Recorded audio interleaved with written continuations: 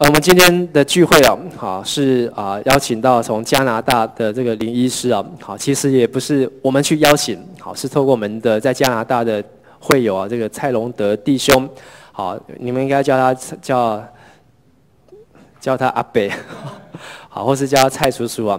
好，那他很热心，好，他在加拿大，他一直都很关心我们的青年啊。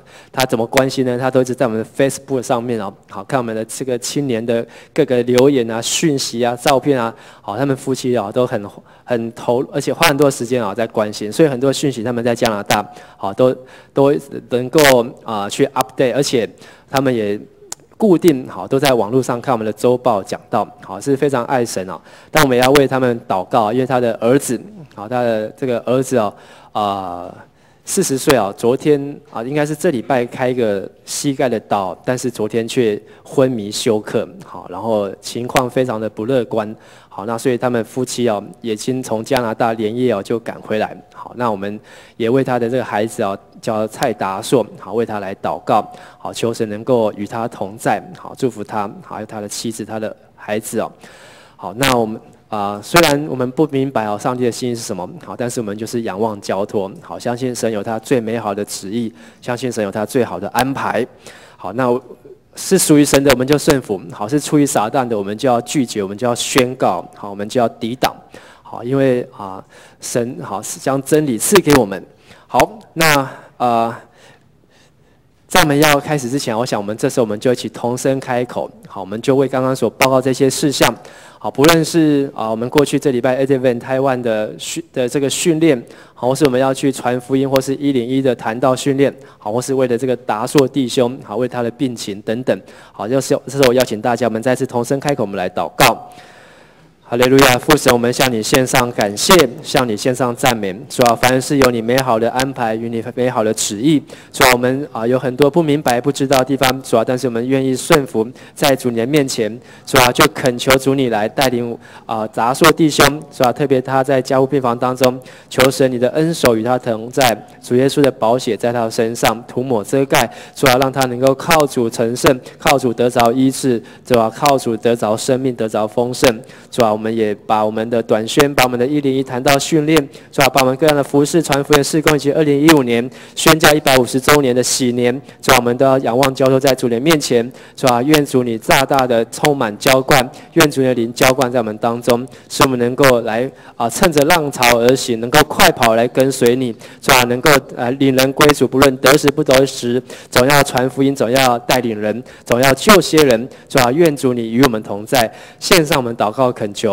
奉靠主耶稣基督的圣名，阿们。好，今天呢，跟我们分享的是Simon， 好，林医师，好，他是一位牙医师，好，那我对他认识，好，其实不多从一开始是 email， 好，然后到后来是见到本人，然后又通电话，好，但是呢，也是在这样子的认识过程当中，发现林医师他是非常的乐意甘心好，我们跟他调了很多时间，好，然后也跟他改了很多次，甚至呢，本来明天下午还有一场是针对教会成人，好，但是呢，因为有很多的因素所以我们把它通通集中在今天晚上，好，但是林医师他都很乐意，好，他都把他，因为他不是只有在桃园的地方，他还去到了中部，好，还去到了彰化，像他今天也是从彰化赶来，明天还要去到新庄教会的服事，好，然后还有很多教会都有邀请到他。好，所以我虽然没有听过他，但是我看他这样子的付出和热情好，就真的深深被感动。好，所以我们这时候就用最热烈的掌声来欢迎林医师来跟我们分享。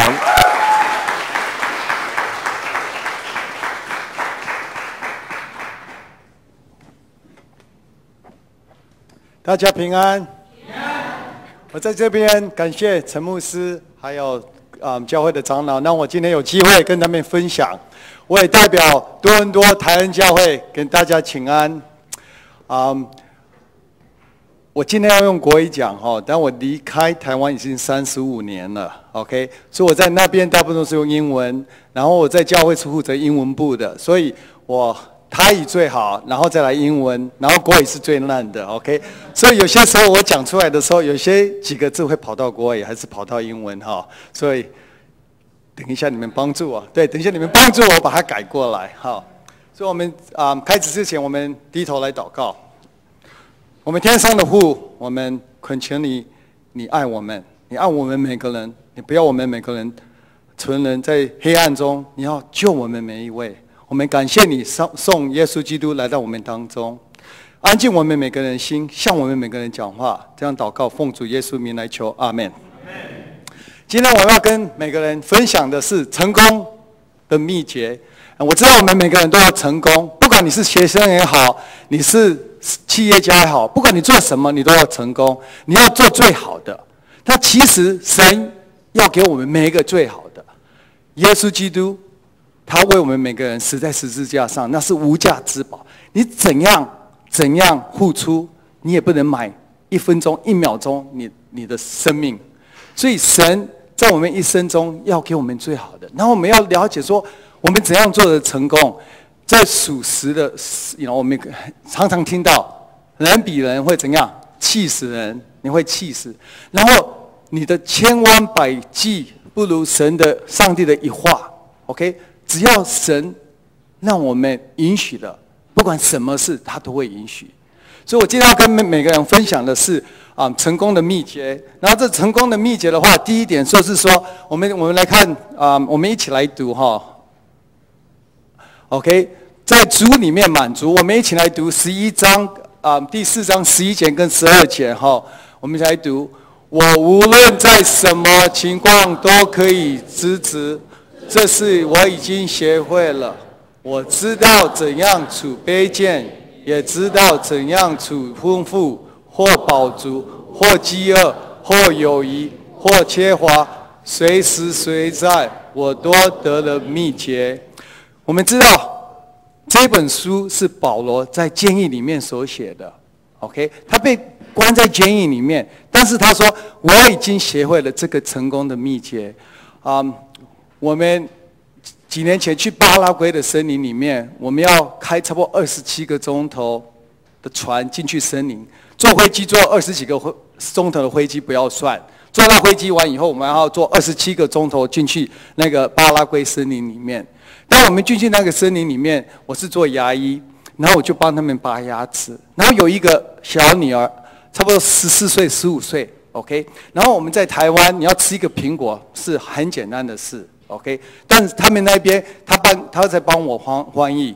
他15岁，但是过去有一个美国去的传道师在那边教他英文，所以他会英文，但他也会他部落的语言，就是小马 Coco， 但他也会西班牙文。所以我们进去的时候，他就帮我翻译。然后我翻译的时候，我们做到午餐的时候，我就问他：“你今天吃什么？”然后他说：“哦，我爸爸打猎，如果有打到什么，我就有东西吃；没有的话，我们就吃地瓜，还是吃森林里面找到的水果，还是什么。”所以，然后我就说，然后我知道他没有东西吃，所以我们在吃饭的时候，我就一个苹果说：“这边多一个苹果给你。”然后一个苹果对他们来讲是很宝贵的，在森林里面那边没有苹果，他们是从那个他们是一个部落，在一个军队的旁边，那个军队就是巴拉圭跟巴西的边界，所以那个部落就好像在看守那个边界，所以他们每2个礼拜有一艘那个 supply ship， 就是一艘船，然后带了所有吃的东西，所有的东西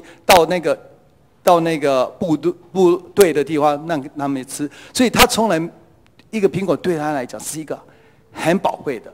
但是我给他说：“哦，我这边有多一个苹果给你。”他还满足的，他说：“没关系，我一个已经够了，这个给别人。”所以有些时候我们要成功的时候，我们要知道，我们凡事要感谢，不要说：“哦，他有这个我没有，他有那个我没有。”我们都往负面来看的时候，我们会怎样？越看越糟糕。但是如果我们往上面看的时候，向上帝来看，上帝给我们的时候，我们什么时候都可以知道满足。所以我对他来讲，我学到很大的功课，因为简单的一个苹果，他已经知道满足了。何况你跟我呢？我们每天吃喝，你要吃什么，你要喝什么，你要坐什么车子去什么，都很简单，都有。所以我们要感谢神。所以在主里面，我们一定要学到满足。所以我只有3点哈。所以第一点是什么？在里面怎样？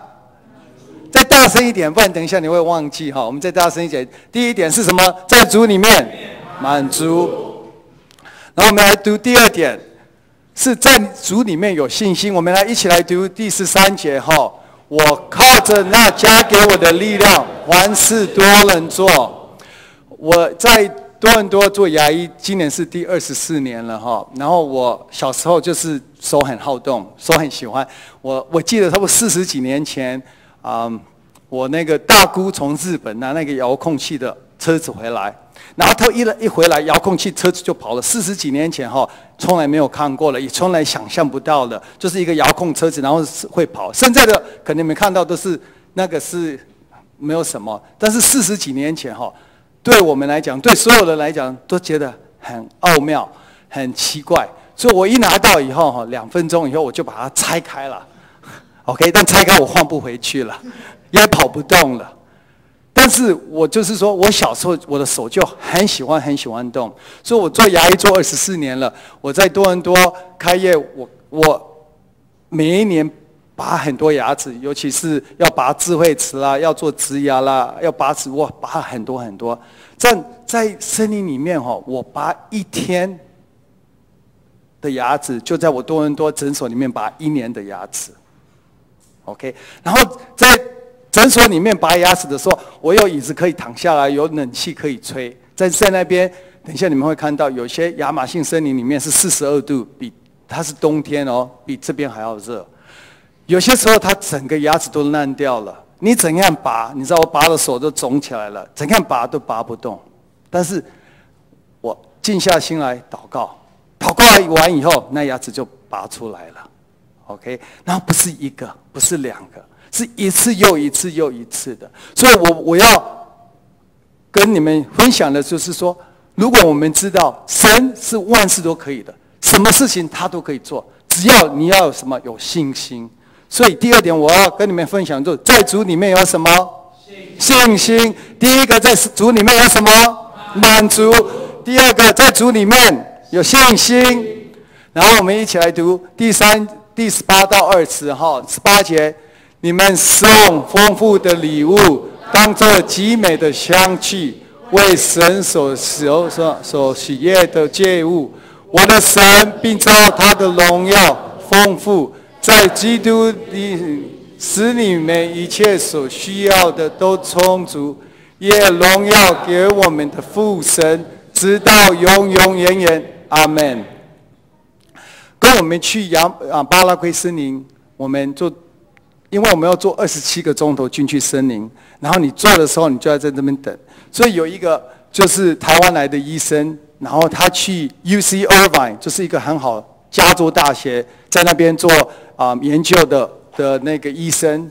然后他去了，他说：“哦，我以为他信主信很久了。”我说：“你什么时候信主的？”他说：“我6个月前信主的。”我说：“6个月。”然后你就进来森林。对，他说。因为神真的是很爱我，所以我要让他用我，所以我们感谢神，他那一次跟我们去，然后他就跟我们分享，因为他小时候在庙里，他们家隔壁就是庙里出生，然后他小时候常常生病，所以他妈妈还有就带他去庙里，然后做庙里的，就吃那个庙水啦，做庙的干儿子，所以他在台湾就读书也读很好，他全校大部分都是第1名、第2名，然后大学联考的时候又考到医学院，他觉得自己很了不起，然后以后又考上专科医生，然后又做教授，所以他觉得他自己不需要神，他什么都需要，他都不需要，所以他被派到美国加州大学 Irvine California 的时候，然后他去那边的时候，他的儿女还有他的太太先去。然后之后他去那边，但他去那边的时候，他都不能睡觉。每天晚上他吃5颗的安眠药，在那边也睡不着，又回来台湾又睡不着。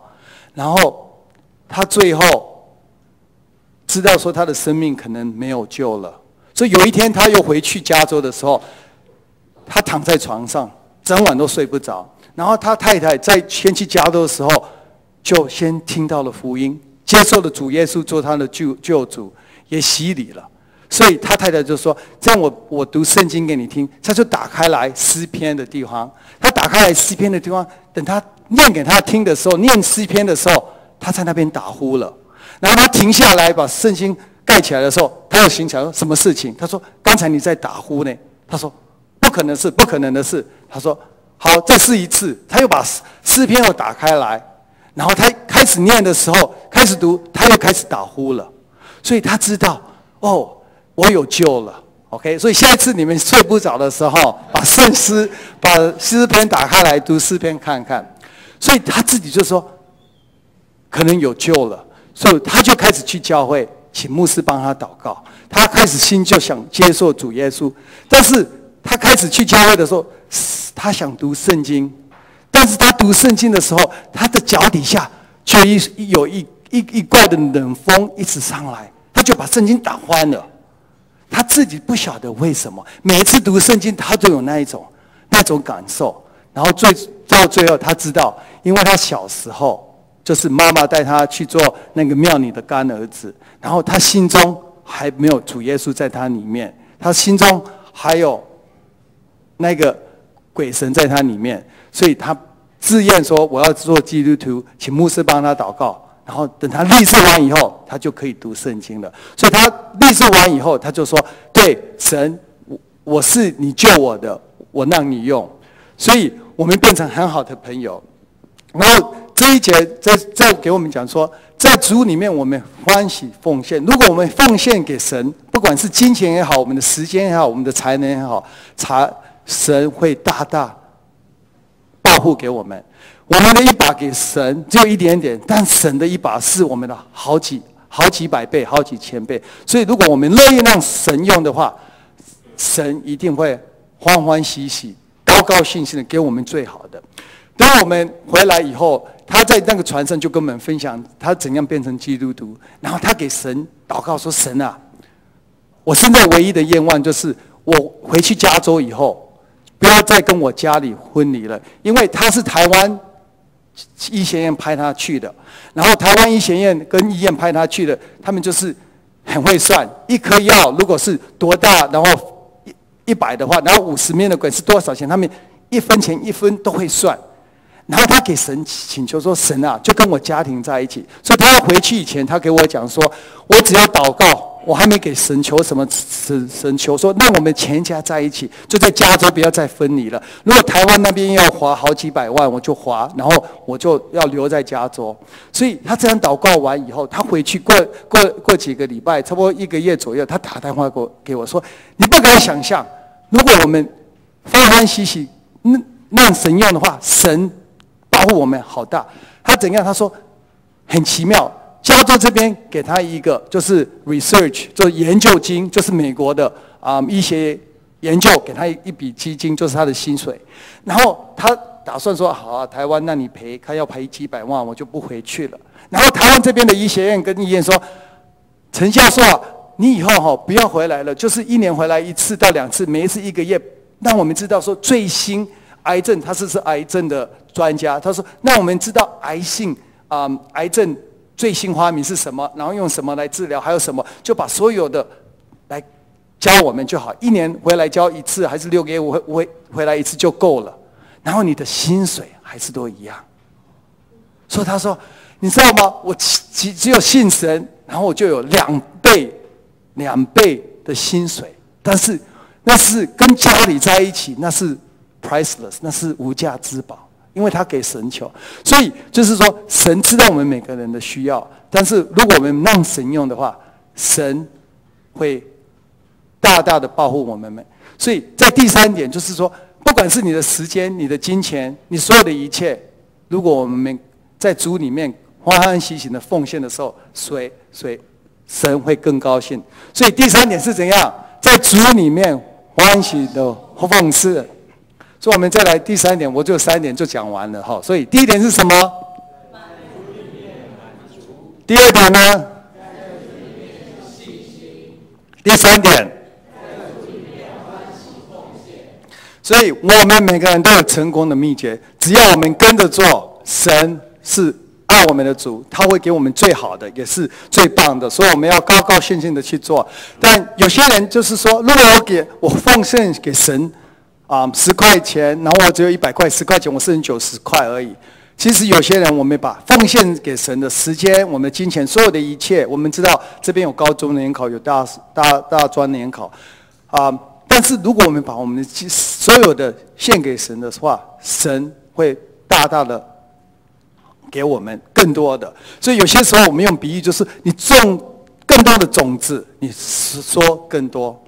比如我们跟人家分享更多的，我们会收到更多；我们给神更多的，我们也分享更多。我刚刚开始做短线，差不多十年前，然后那时候我是在我们台语教会在多伦多的时候，我是负责英文营，然后有 OM， 就是有2艘船，福音船在世界上传福音。那时候他们就说：“哦，我们有一个开会，请你们教会来。”然后那时候我跟我太太讲说：“好，我们去，就把所有的消息拿来。”然后这个时候我们3个小孩子还小，我们就给教会的年轻人，就是我们在座很多年轻人，就是给他们年轻人去做短宣。有一天等我退休了。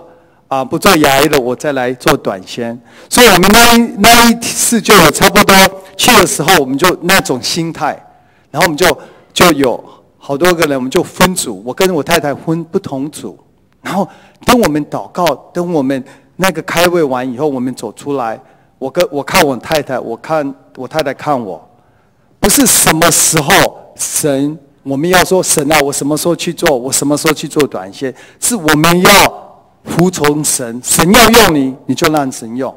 所以那时候我们看到的话，我就说好，神你要用我们甘心情愿、很热烈的让你用。所以我们差不多10年前，我们就开始，9年前、10年前就开始。然后那时候我们去英国做短宣，然后英国的时候，你知道吗？台湾基督教，我们基督教是从加拿大还有英国去的。OK， 但是我们去的时候，我们有16个国家，80个人从16个国家，然后就代表加拿大跟台湾。但我就跟他们分享，圣经里面讲说，头先的会变成怎样，最后的 ，right？ 然后落伍的，你后来信的会怎样，变成在前。所以我们去英国，我们看的真是很心痛，好多教会好漂亮，好漂亮，好几百年的教会，他们就被做成回教徒寄所的地方。或者是他们把它做那个 casino， 就是赌博的地方。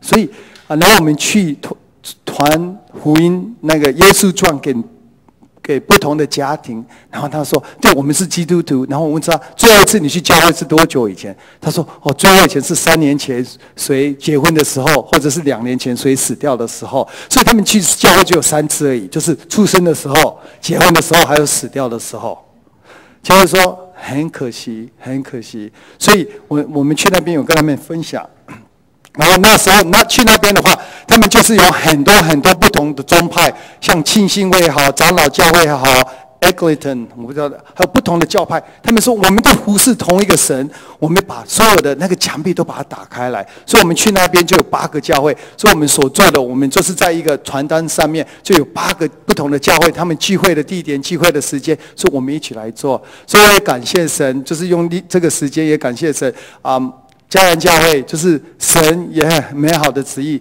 那我们阿文台湾2011有跟你们在你们教会，多谢我在这边谢谢你们每一位，还有很多长老，还有牧师，还有很多义工帮这些140几个从国外来的，帮助他们，然后把福音传给更多人。所以我们那个时候的构想，让我分享到，因为我从小是在冈山长老教会长大的，然后我快要当兵的时候不出去就要当兵，所以我那时候才离开。所以我有15年的时候也是在长老教会长大的，所以我很高兴回来跟长老教会分享。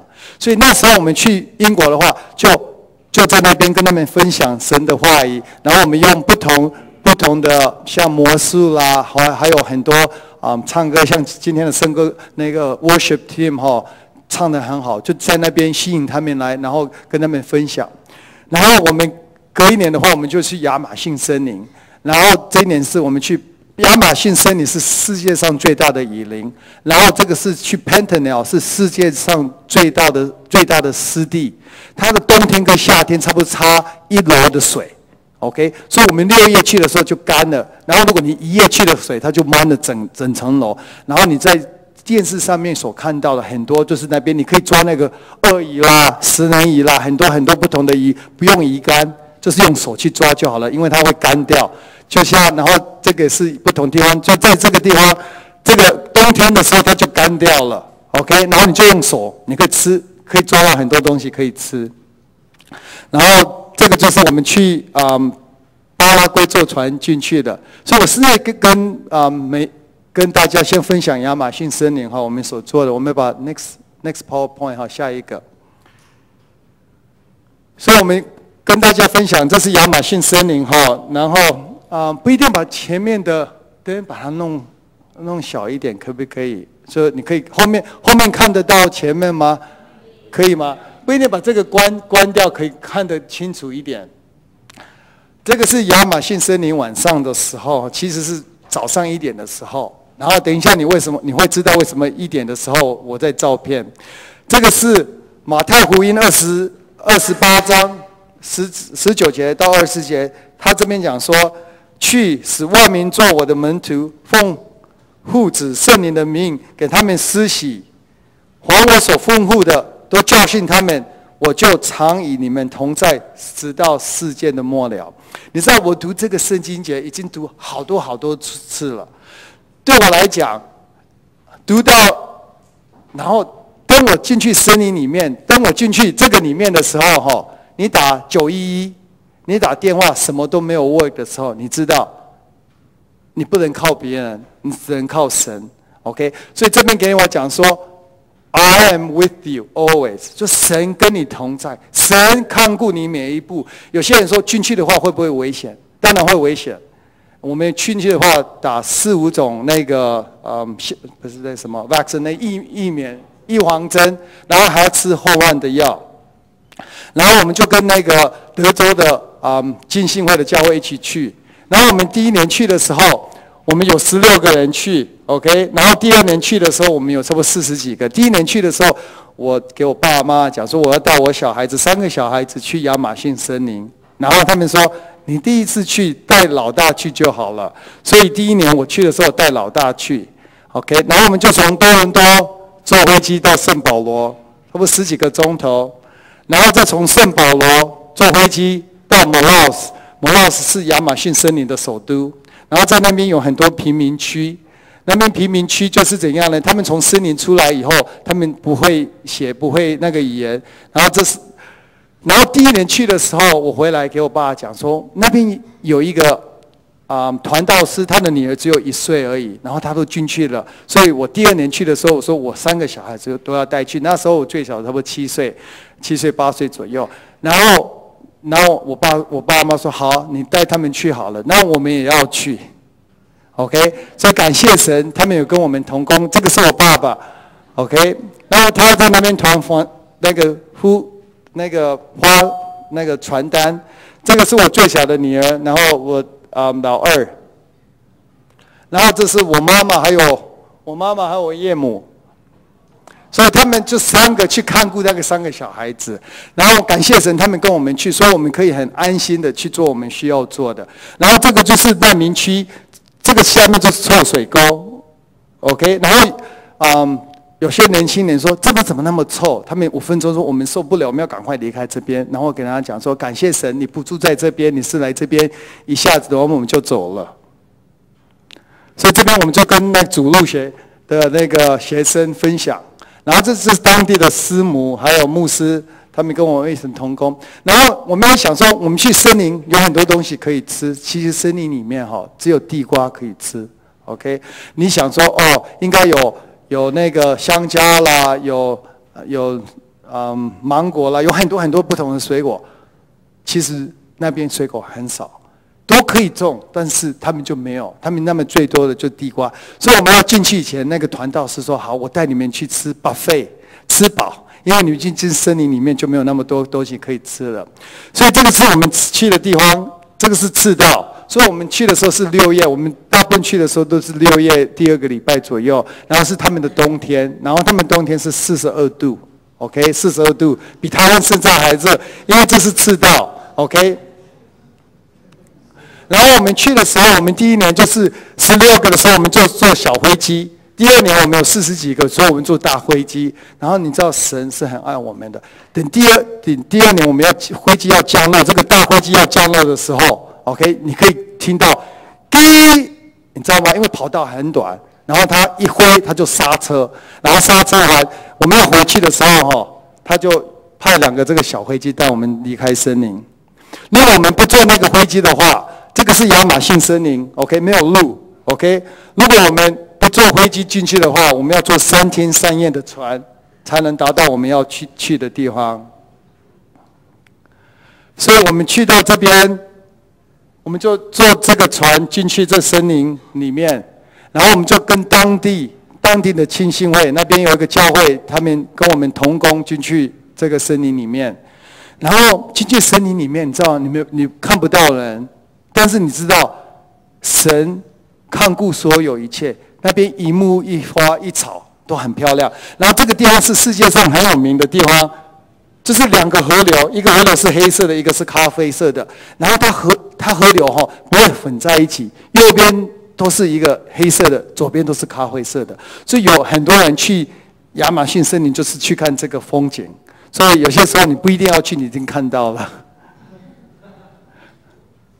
所以我们去到那边的时候，你可以看到这水里面 ，OK， 有食人鱼 ，OK， 有鳄鱼，还有吸血鱼。所以我们去的时候，我们都不敢碰到那个水。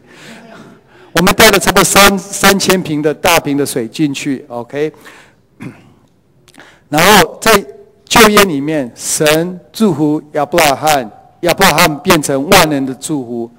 同样，神祝福我们每个人，我们变成别人的祝福。当我们去那边的时候，施比受更有福。去那边的时候，你才知道说，神给我们确实太多了。因为那里面有食人鱼，有鳄鱼，有吸血，我们不会去那里面洗手，也不会去喝那个河水。但是当地住的，他们就这样生活。所以我们去的时候，我们有牧师团，我们有建筑团，我们有医疗团。然后这个就是我们进去的交通工具然后我们睡在，这是我们睡 ，OK， 吊床，你躺下去蛮好玩的但是我整晚都睡不着，整个礼拜都睡不着。所以第一张你看到就是差不多1点半夜的时候我在照片，等一下你会看到更多的。然后这个就是我们吃饭，我们把这个白天把它拉起来，这就是我们的桌子，我们吃饭的地方。然后这里面我们厕所、洗澡都在那个地方。然后这个就是我们睡觉的地方，然后把它拉上来，这是我们吃饭的地方。然后这是就是早上1、2点照的 ，OK。然后这边给我们讲说，在诗篇19章1节说，我们从天空就可以知道我们创造主他的荣耀。真的是好奇妙！你躺在那边，每10分钟你一照就不同的影像，你会真的说：“嘿，神是无时无刻跟我们同在。”因为从那个天上的星星，没有人在看。你知道，半夜1点，每个人都睡着了，但我睡不着。一碰，你知道那个很好玩，那个吊床很好玩，但一碰就醒来，一碰就醒来，根本我整晚都睡不着。然后这个地方，我们要到的前一个晚上，一个婴儿被那个野霸子吃掉了，所以他们就把那个森林把它清干净，然后野生动物来的时候，你就可以预防，你就可以知道。我们到那个地方，很多小孩子、很多小朋友在那边就是欢迎我们。然后他说：“上帝是爱。”这个是当地他们的教会，也是学校。然后我们来看一下他们所住的地方。这是他们住的地方，你看里面什么时候空空的？只有这个迪亚维亚中文怎么讲？迪亚维亚锅子是从我们现在送给他们的，其他你里面看起来都是空空的。所以有些时候我3个小孩子，有些时候他们会吵玩具，然后我问他们森林里面他们玩是什么 ？OK， 他们有什么 ？OK， 所以常常他们就会体验到说，神真的是很爱我们。然后这个水，我们凡事要感谢给你回家洗碗的时候，我从来打开灯我不会感谢，但是去那边玩以后，我什么事情我知道，我学会了凡事感恩。你去到那边，台湾300-400年前我们还有蜡烛啦，还有可以把它弄亮，但是他们那边什么都没有，他们晚上睡暗了，他们就睡觉了，所以他们就用这个水喝这个河水洗洗东西、洗衣服，什么都用这个河水。所以这是当地的小孩子，然后他们当地人住在那边，然后他们就把那个独木舟、把那个木材砍了，然后你知道离那个水位很接近，你知道吗？我们都不敢去坐那个船，因为一不小心你就翻过去了。然后那边的羊动物都蛮瘦的，只有猪比较肥一点。因为亚马逊森林每一天都会下雨下2次。OK， 按台湾讲的3百毫西北300毫西北雨哈，就是说早上还有下午都会，差不多中午的时候还有傍晚的时候，我们每天都在等这个，因为42度好热。然后我们刚刚去的时候，我们看到那些人都躺在那边，然后我们就讲说，这些人怎么那么懒惰？他笨多，怎么那么懒惰，就躺在那边不做事情？当我们去的第一天，我们就知道了，我们也跟他一样都躺在那边。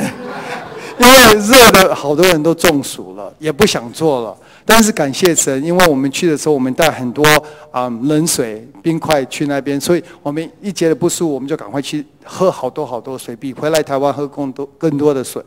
然后他那边就是每一天都会下雨下2次，所以他们盖房子的时候，他们就把它盖成离水面，因为水面的高低不一样，所以这边水很快就落下去了。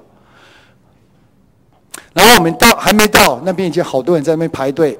就是我们有医疗团，有医生，有眼科医生，有牙科医生帮助他们。然后你知道吗？他们划那个独木舟，有些人要划3个钟头、5个钟头，有些人要划8个钟头来看我们。等到他划到那边的时候，你有没有想想看？等你骑脚踏车骑6个钟头完以后，你会怎样？你会口渴。但口渴很简单，他们河水一拿起来就可以喝了，对不对？然后还有怎样？你如果骑脚踏车6个钟头，你会怎样？口渴完以后还会怎样？怎样？肚子饿，对不对？然后，因为他那边要起一个火，煮一个东西很难，因为他们就是古代的，他们就是要找很干的木材啦，很干的草，没有湿的草，然后他们每一次弄一个火就要2个钟头，所以下一次你回去煮饭的时候，你说感谢神啊，我不需要2个钟头来蒸火，来弄这个火。所以我们去的话，我们就有美国去的，就是退休的阿公阿嬷去那边煮给他们吃，他们都有些68岁、65岁、70岁的，他们就去那边煮给他们吃。然后我们就是从早上煮到晚上，然后我们就带瓦斯炉去。知道吗？瓦斯炉很快，一转就有了，所以我们就煮了900份给他们吃。然后你看那瓦斯炉，这是我们带去的。如果没有瓦斯炉，我们也跟他们一样，要弄一个火要2个钟头。然后巴西最有名的就是踢足球。然后这一位以前是职业队的足球选手，然后神招呼他，然后他去当牧师，所以他就用踢足球来传福音。所以你看他们就晚上等傍晚了，他们做整天的工作，等傍晚了再开始踢足球。然后你看他们每个人都没有穿鞋子，那我想到说我们台湾的以前的那个少棒红袜队也是一样哈，就是很辛苦。然后这边就是我们你知道吗？你传福音让他们知道神以后，他们要读圣经，但他们不认识字，所以怎么读圣经？所以我们就有就是老师的传道师去那边教他们怎么认字，教他们怎么写。所以我们就在盖老师的宿舍，然后你有带什么去，你就可以做。我们忘记带那个铁剪刀，所以我们就用捕头在做。所以你有带什么工具，你就可以做什么。然后你知道吗？他们以前砍一棵树要好几个礼拜，然后你就给他们一个吃那个 gasoline 汽油的那个电锯，然后他们很快就把每一块都弄得一样大。我们那边我们都吓住了，因为他们只有一个工具，然后他们很快就把它弄好了。所以他们你看这个每一个都一样大，他们就在那边割给我们看。真的，你知道说。因为他们什么都没有，他们只有那个，所以他们很快就把那个弄会了。因为他们以前割一棵树要好几个礼拜，现在割一个树就几分钟就把它砍下来了。所以感谢神我们很多人走这个去，因为我们要去厕所、要吃、要喝，什么都在这个船上嘛，所以这边蛮陡的，所以很多人脚扭伤了。所以我们2003年的时候就用这些木材去盖那个楼梯。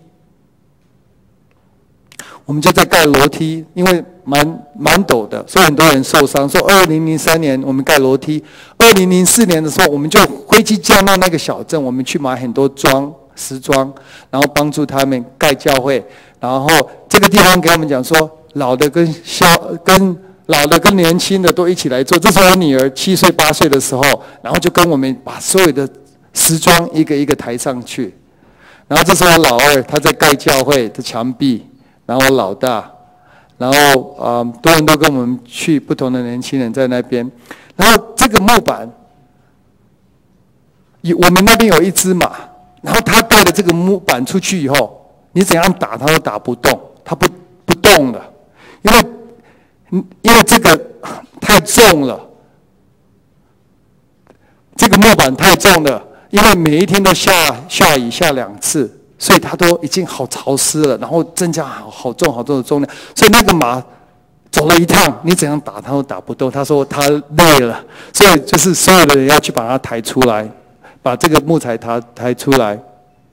然后我们很高兴神是我们最大的建筑师，把这个建筑我们有高兴的眼泪，我们的祷告把这个献给神。同时我们知道有教会了，我们知道有学校了，我们也需要传道书住的地方，所以我们在那边盖他们的宿舍。然后同时我们知道我们要教他们怎么种香蕉啦，种芒果，种很多蔬菜。所以我们有另外一队从美国来的，他们就在那边把所有的森林把它砍平，用围墙围起来，然后教他们怎么种。然后另外一组，我们在那边也挖了差不多好深，然后弄到那个井水 ，OK， 然后这个井水是里面最干净的。我们看到那个井水，我们好高兴哦，因为这个是最干净的水。我们每天洗澡的时候，从亚马逊森林抽出来的水，一过去你看看都是黄黄的。然后你要洗澡，当你洗澡你不能碰到嘴巴，你碰到嘴巴你就会肚子痛了，就有问题了。所以每个人洗澡都很不喜欢洗，但是这个是最高兴的，这个水好高，很干净。这个地方给我们讲说，还喝那个井水或者亚马逊这个河水都还会口渴，把喝耶稣基督给我们的不会再口渴。每一天都会下雨，下雨完以后彩虹又出来了，然后你知道彩虹出来的时候，你会因为神对我们的诺言，神的爱有我们跟我们同在，神跟我们同在到世界的末了。所以等彩虹出来的时候，我们都好高兴。我们知道我们不是偶然在那边，是神要我们去那边，神每一步都跟我们同在。所以这边我们很多小朋友在亚马逊森林的话，你看到很少老人，大部分都是小孩子比较多。然后我们就用气球跟他们分享，黑色的气球代表我们的罪，红色汽水代表耶稣基督的宝血，然后白色就帮我们洗清。所以因为我太太是以前在巴西长过，所以她会讲葡萄牙文，所以她就帮我们翻译。如果我们去巴拉圭，她也会讲西班牙文，她也会帮我们翻译。所以我们去的时候，我们就在那边帮他们看病，看病之前、看病之后，我们都跟他们有牧师团跟他们分享神的福音。然后我小孩子3个小孩子，他们也在忙，就是忙主路学那边跟他们唱歌啦、诗歌啦，跟他们做劳作啦，不同，然后用那些让他们认识神。所以有很多小朋友在那边。所以这是美国来的传道师美国来的那个教会手写的信。然后这个地方我们还没开始工作，你看他的这个护士从美国来，他整个都湿掉了 ，OK， 因为那边很热，所以很快。然后这边就是我们在那边帮忙他们看病的情形。然后有些人被那个木渣插到了他的手啦，他的脚都不能走了。然后那边我们去的医生还是护士帮他们开刀，把那边清出来以后，他们可以走，他们好高兴，好高兴。因为有些时候他们觉得他们不能再走了，不能再用手了。然后我们也感谢神，我们有物理治疗师去，因为我们看病就坐着看，然后用坐的又贵又坦的。然后你知道我做牙医，我们这些所有的材料都是从多伦多、北美洲带去的。OK， 然后你看这些所有的拔牙齿的仪器 ，OK， 还有这些是消毒的仪器 ，OK。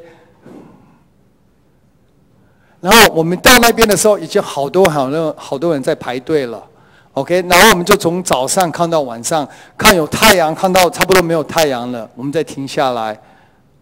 然后我讲过，有些时候看了，然后就没有力量了，然后就喝一个冷水，然后祷告，然后神就给我们有力量再继续。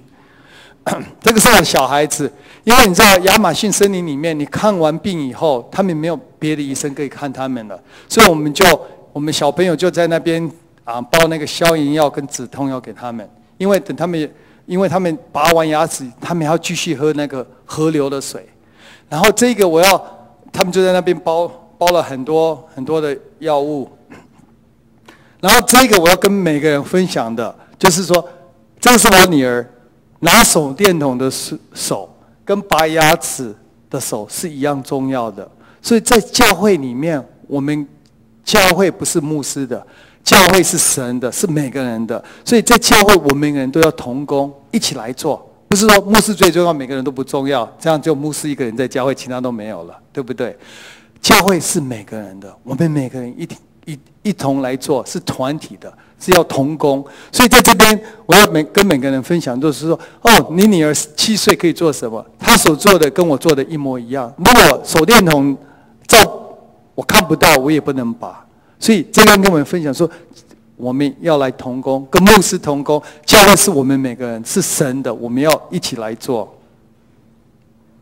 然后那边，你知道吗？我在这边，在台湾也好，在加拿大也好，我拿一个针筒出来，那小孩子就哭了好大声，整个人外面都可以听得到。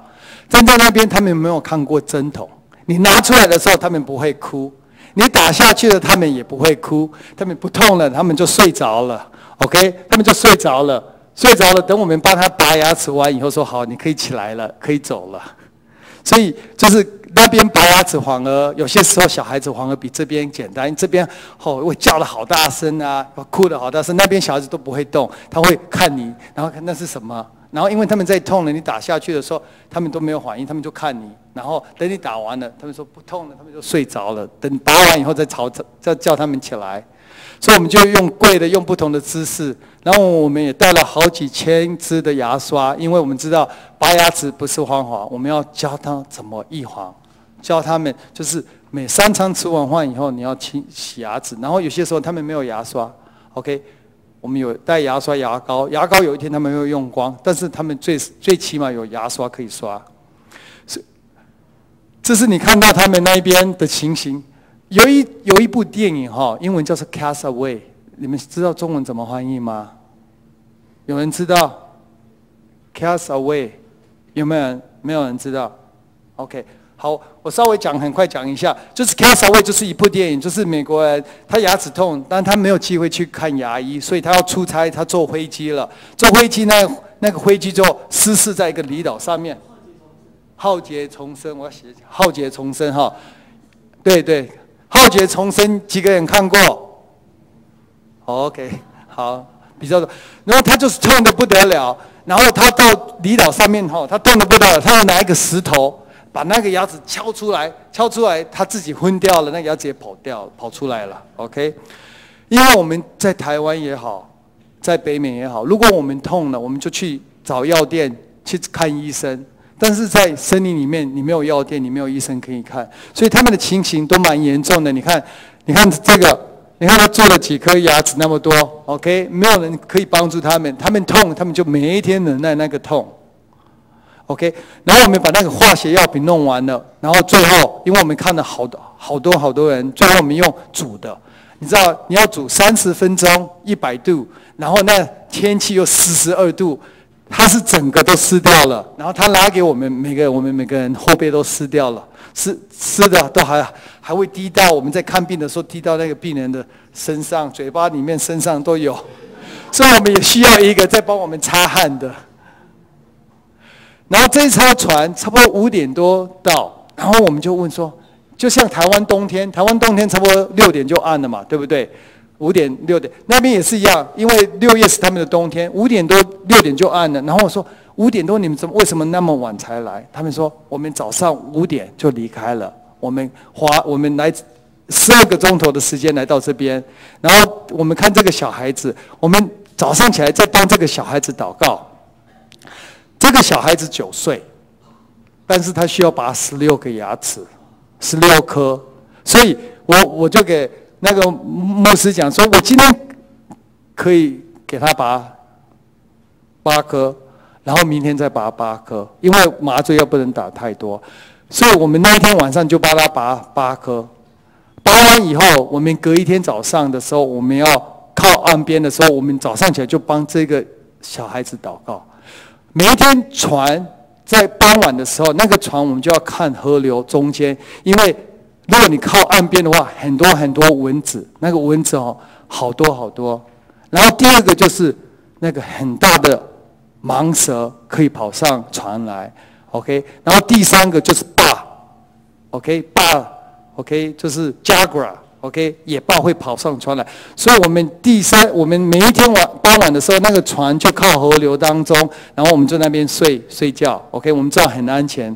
OK， 蛇跑不上来，蚊子又少一点，然后大子跑不上来。然后早上我们在帮这个小孩子祷告的时候，他怎样？我们要看岸边的时候，这个小孩子在那边等我们。OK， 他说：“你什么时候帮我拔另外那一边 ？”OK。我以为他会躲去森林里面躲，跑到里面藏。他躲的话，我们找不到，因为森林好多。森林里面，我们去的时候，森林里面他说你不能自己一个人走进去，因为如果你动物大，OK， 大看到你的话，如果是一个人，他会攻击你；如果是2个人的话，他就不会攻击你。所以我们去的时候，就是说一定要2个人同行。然后他说：“你迷失了，一定要在河流旁边，不能一走进去，因为如果继续走进去的话，还有食人族的人住在里面。OK， 所以他那个给我们讲说，你不能走进去，因为我不晓得有没有看到电视，有些人还用弓箭在射那个飞机。OK， 进去里面，因为巴西有些地方他们就保护那些，不要让人家进去。他们要把很原始的食人族还有什么还在里面 ，OK， 他就跟这个世界隔离，所以他们就说进去的时候就不要进去。所以这个小孩子，我们到早上的时候，我们在帮他祷告，可能他不知道躲在什么地方，但感谢神，他在那边等我们。他说不痛，你可以什么时候帮我拔另外那一边。然后那个晚上我们就煮饭给他们吃，吃完饭以后，我们有一个很有名的，在巴西很有名的建筑家，他如果来桃园市长会请他吃饭，他是很有名又很有钱的。但是他在10几年前，他被枪杀了，一个眼睛一个子弹在眼睛里面，一个在脑里面，4个在身体里面。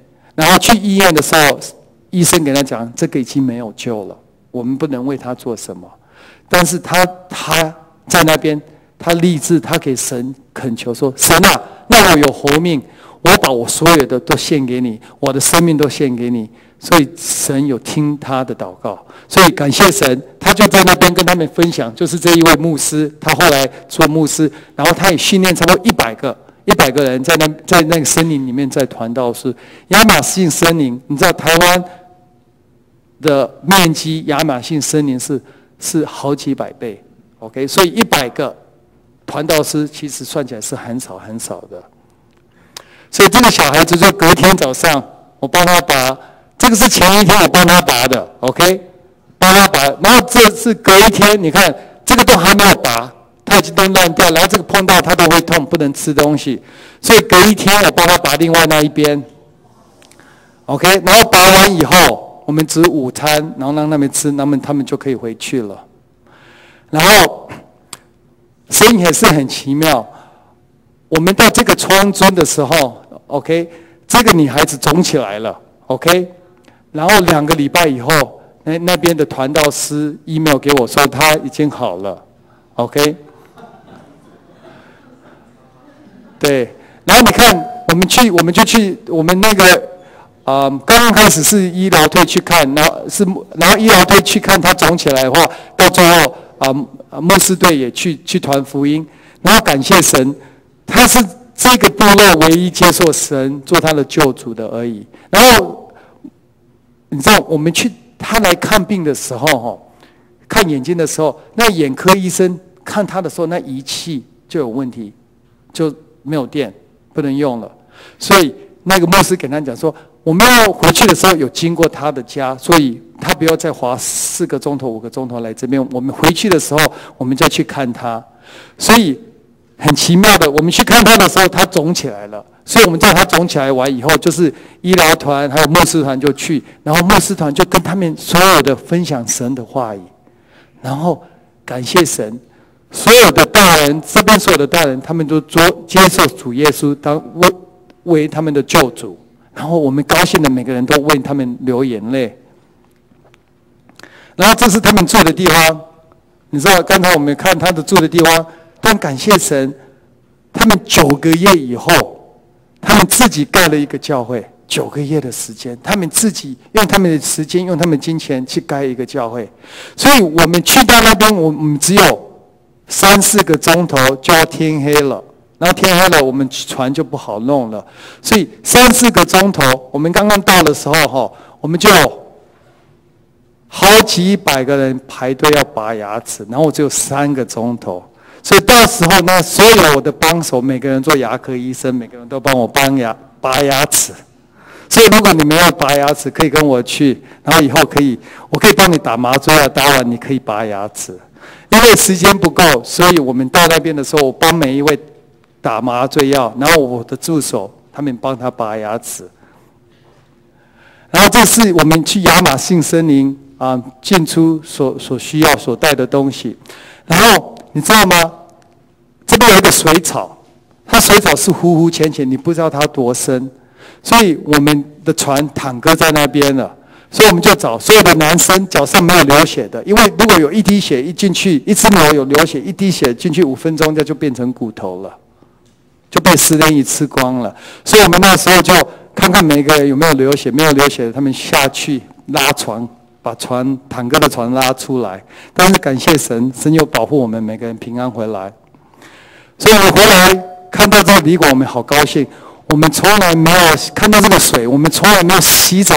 有些年轻人一洗澡，眼泪都流下了，因为他们从来没有洗澡洗那么干净过的，也从来没有看那个水那么干净过的。所以我们在那边就有机会跟这个教会有300个小孩子，我们跟他们分享神的话语。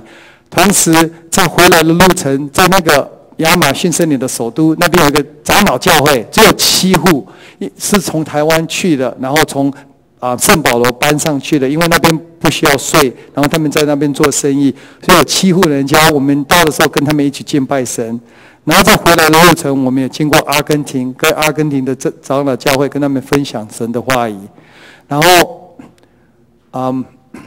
我们也有机会去看神所创造一切。因为拔牙齿拔了，手都肿起来了，我回去还要再工作，所以我们大部分2个礼拜短宣完以后，我们都拿1个礼拜休息，然后去看神所创造一切。然后这个就是德州传道师的女儿，她1岁就去跟我们进去亚马逊森林了，所以我回去的时候给我爸爸妈妈讲，所以他们都跟我们去了。然后感谢神，他们跟我们去，所以我们可以真的是不要就是知道有人在看顾他们，然后他们在做很好的工作。然后这边给我们讲，就是说我们团主的爱、主的消息，我们不一定要到亚马逊森林，我们不一定要到别的地方，我们可以在我们工作的地方，我们可以在我们学校，我们可以在我们邻居，把神的爱、把神的话语让他们知道。所以这个给我们讲说，我们要传福音，最主要我们有那个心，要把神的爱分享到别人，然后经过祷告，然后感谢神，每次我们去的时候，我们都有经历神，每一次都经历神更多更多，所以我们每人更做更多，更做更欢喜，更做更有意义。所以我要就是来鼓励你们，以后可以跟我们参加一起做，不一定要去很远的地方，就在我们教会。尤其上个礼拜跟这个礼拜，我们都有跟 Urban 2011一起做，我们来一起做，把神的国度更扩大。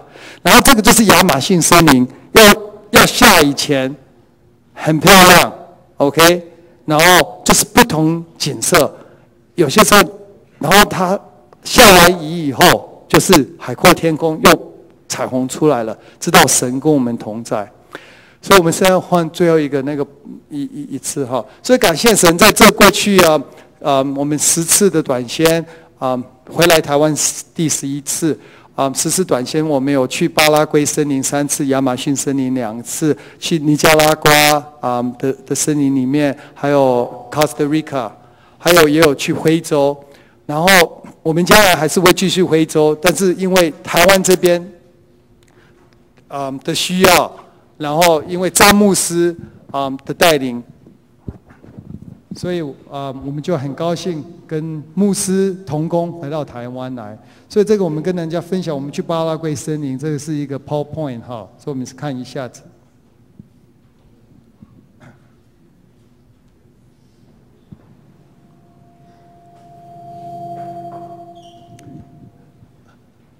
有没有声音？那个声音。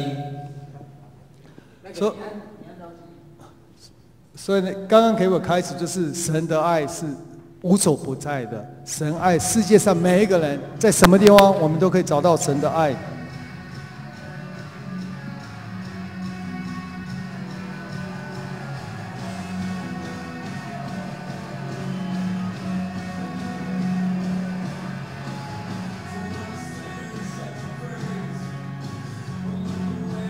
所以我们坐27个小时的船进去。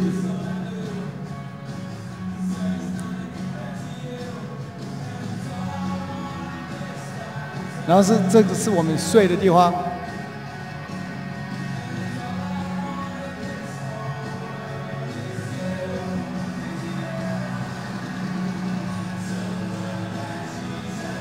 喂。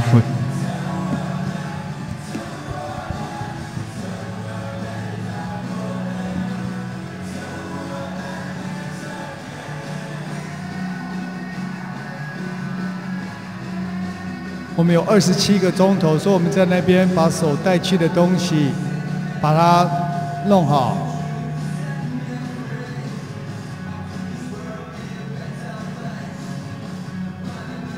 这边就是陆军的基地，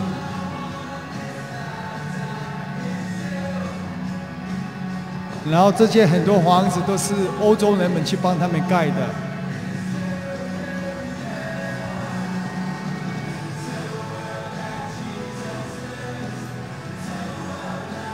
这是陆军基地，巴拉圭的。然后这是那艘船，每2个礼拜会进来一次。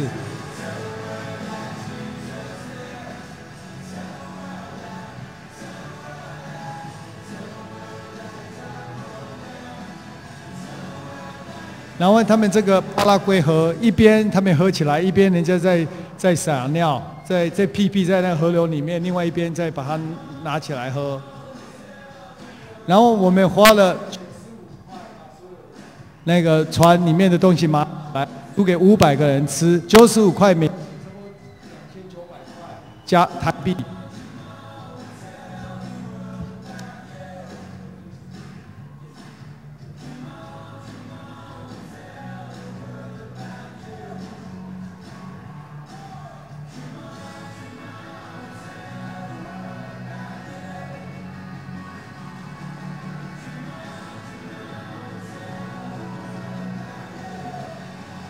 然后因为他们没有排队过，所以那一边有那个巴拉圭的军队帮我们教他们怎么排队。然后我们就在船上帮他们看病。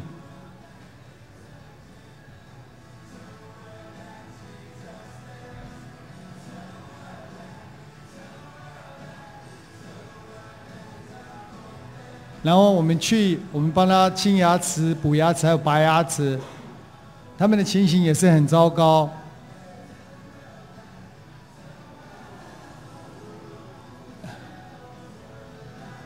这个是一个人所拔掉的牙齿。然后我们有为巴西来的牧师，也是医生，在帮他们看病。然后他长了一个瘤，没有人可以帮助他，所以那个牧师也是医生，他在帮他开刀，把那个瘤拿出来。然后我们带了差不多1000副的眼镜进去帮助他们。然后我爸爸有些时候如果没有眼镜师，我爸爸就帮忙配眼镜。然后因为很多没有鞋子哈，但你不能给他们一个，他们都是抢，所以我们就叫他们排队上船来，一个一个给他们鞋子。然后牧师在不同的部落传福音给他们。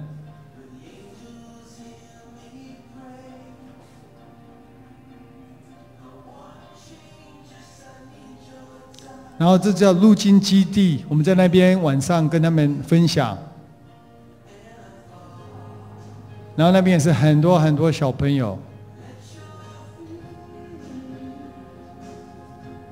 然后我们感谢神，每一次他都有分派很好的传道师跟我们一起去，很好的牧师在那边布道。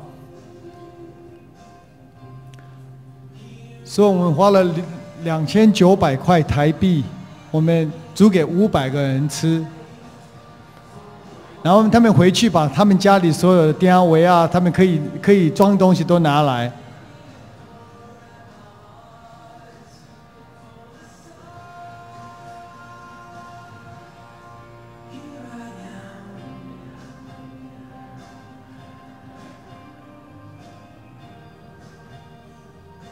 如果你没有东西吃的话，你知道这是最好吃的东西。然后我们有1个礼拜在巴西那一边的乡下比较落后的地方，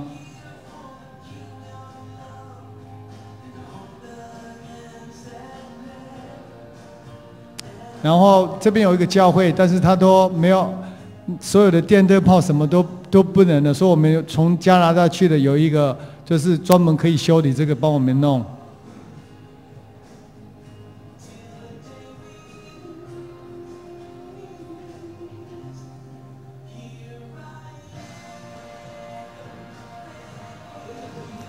这是我们带去给他的眼镜还有帽子，然后我们在礼拜天也跟他们分享神的话语，经过翻译。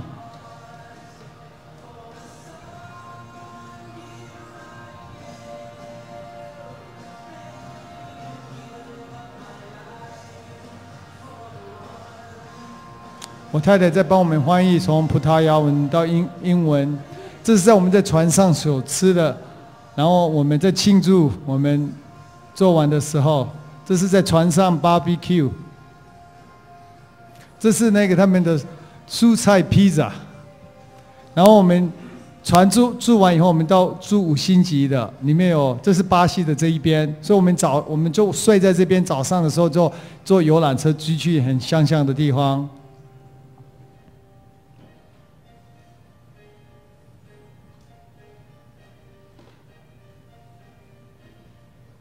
然后我们在那边钓了好多食人鱼。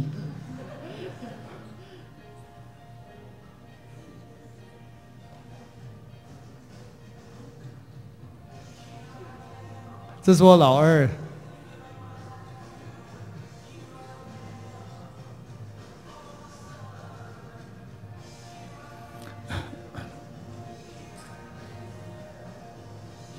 然后我们带了好几万颗的药。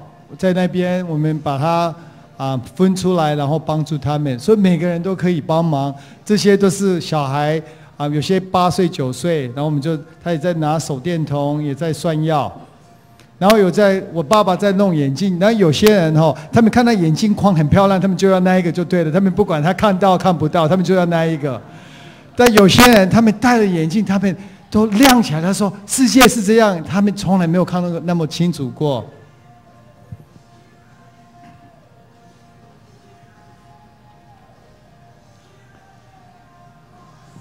所以感谢神，每一次我们出去的时候，我们知道我们遇到很多很多的时间的问题，我不能跟大家分享更多的见证，但是我们知道，我们的神是切实的神，他是我们可以可靠的神。凡是如果你对他有信心，你什么都可以做。然后我们一次再一次的经历神跟我们同在。现在我要请我太太讲几句话 ，OK？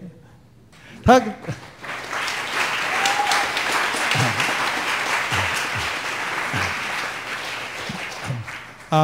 他跟我不太一样哈，他最好的哈是台语。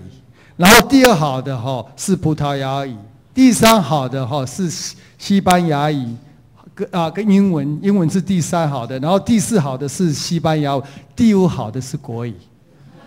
OK， 所以我想我请他用台语讲好不好？好不好？大部分都听得懂嘛哈。他用台语讲就比较简单，但是用国语讲他是第五好的，还是我们用葡萄牙语？我请他用台语讲好不好？这样我们就不要翻译哈，我们用 OK， 所以我们请他用台语讲 OK。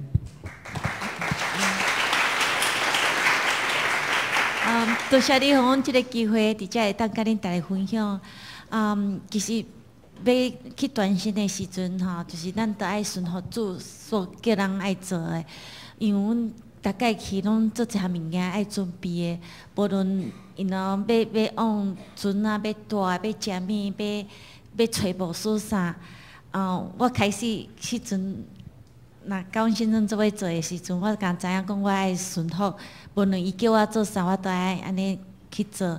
但是我当阮每一届伫迄个短信的顶面内底，阮拢会当体验着上帝互阮做者奇妙的代志会当发生，就是讲无论阮要去到伫做偏僻的位，但是上帝拢甲阮伫地，无论阮咧创啥，阮咧感觉做平安的去做，但是无事，迄个上帝拢备帮阮做好的无事，伫阮的中间。虽然我毋捌伊，但是因来甲阮做伙伫要到伫迄个亚马逊河，也是去到伫非洲，吼，迄无事就是拢用最简单的语言来甲因分享。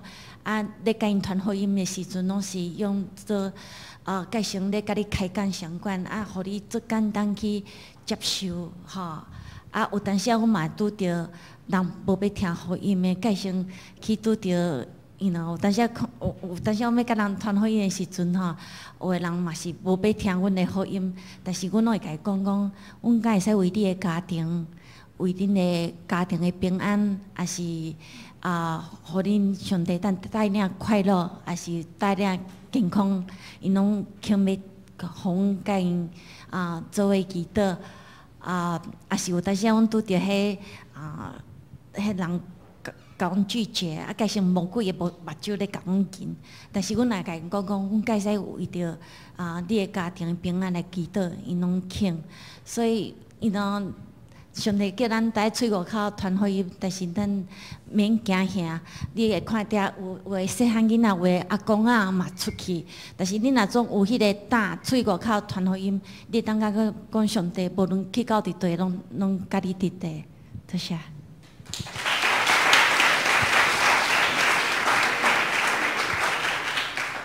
谢谢。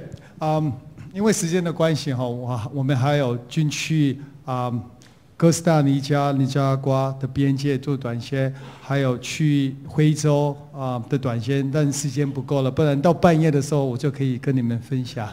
但是下一次我有机会回来台湾的时候，我再跟你分享。但是我们要知道我们有一位爱我们的神，神也要我们每一个人做成他的器具，把他的爱跟更多人去分享。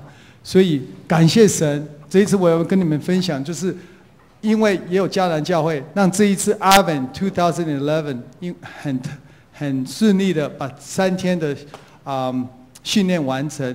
因为我去年是第一次，因为张牧师他是差不多3、4年前跟我们4、5年前跟我们去那个巴拉圭森林，然后他不会讲那边的语言，但是我知道他他的热忱，他对神爱神的心，他跟那些小孩子跑来跑去，跑的摔的整个都是流血了，他还是继续做。他也不是说哦我流血了，然后我讲不通算了，我就在旁边休息。没有，他也是尽心尽力尽兴去爱他的神，去做他应该做的。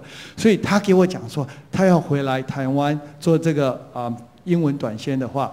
他邀请我们，因为我有3个孩子有2个男的，1个女的，他们都在你们教会他们3个，他说我需要他们3个来台湾教英文，但是因为我知道他有这个意向，因为他说神的国度在台湾要扩张，如果我们不从这小朋友开始，从这高中生、初中生开始的话，台湾永远不会改变。然后现在因为这个门还是开的，我们可以进来。我们今天很高兴，我今天刚刚从彰化赶过来我们彰化县的县长请120个所有的去一日游，所以我去跟县长跟他们吃午饭，吃完以后我早一点走，早一点回来。但是最起码我们知道，我们这一群张牧师所带的这个阿文已经被台湾这边认同，然后。我很希望长老教会跟他们一同做，所以去年我们来的时候，因为我太太她以前我岳父是在永湖长老教会，她在那边牧会7年以后，她才搬去巴西，所以我们去年来的时候就有跟永湖教会联络，然后去年因为我在那个彰化，然后每一次张牧师要接机有100个大朋友要从美国北美回来，都是在桃园降落嘛。每一次接机回来，因为我住在一个会友家里，2点半，张牧师要去接机，跟那个会友去接机，然后从美国回来的，到坐好久的飞机，还要再开3个钟头才能看彰化，所以那时候我就给上帝求说，可以的话，我们在桃园最近机场的教会，然后可以容纳140个人的教会，但感谢神。神有听我们的祷告，因为我回去多伦多跟多伦多的教会分享的时候，我说我们需要因为张牧师他以前是台大机械系毕业的，然后他去美国的时候才开始去教会，他在美国认识神，以后他读硕士完以后，神招呼他去当牧师，去读神学硕士博士，等他去加州牧会的时候他说。平安，我们知道台语平安就是你第一次见面的是平安，等你说再见的是平安，他不晓得，人家讲平安，他怎么给我挂电话？他不晓得第2次的平安就是再见，所以他跟台湾长老教会他都不晓得，所以我们感谢神因为他有那个意向，然后。我们教会也有那个意向，把神的国度扩大，所以感谢神，经过牧师还有长老你们的许可，然后你们跟我们一起合作，让阿文2011年我们可以在这边用，然后节省他们每个人好多时间跑到彰化去好几个钟头跑飞机场，因为这边是最近的，所以感谢神有听我们的，也感谢你们的志工帮我们做很好吃的午餐还有晚餐，还有照顾他所有的，所以我在这边要代表阿文跟本教会谢谢你们的合作，谢谢你们跟我们一起来做，然后谢谢所有的一切，愿神祝福你们。所以我请牧师来，我们有做一个跟你们教会同工红色的。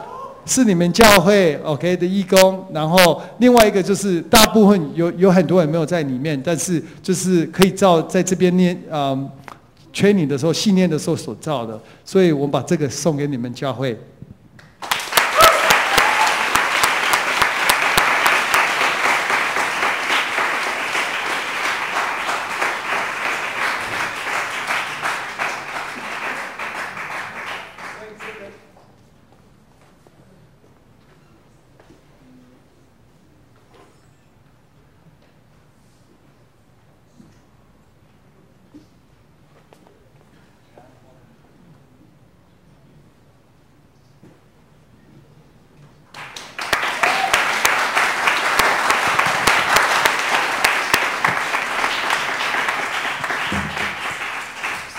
所以我们继续为这个礼拜在他们还有两个阿文2011年，还有本教会今天我们刚才周报里面所写到，还有继续的短宣，我们继续为这个短宣把福音的工作继续传出去。然后8月初还有美国人也是阿文的，还要继续来做。然后希望明年我们本教会可以更多年轻人跟我们参与这个，因为这个门是开的。我们一起来做，把神的爱，把神的福音，让更多人来知道。我们再请陈牧师让我们祷告。好，我们再次拍手，谢谢Dr. Simon。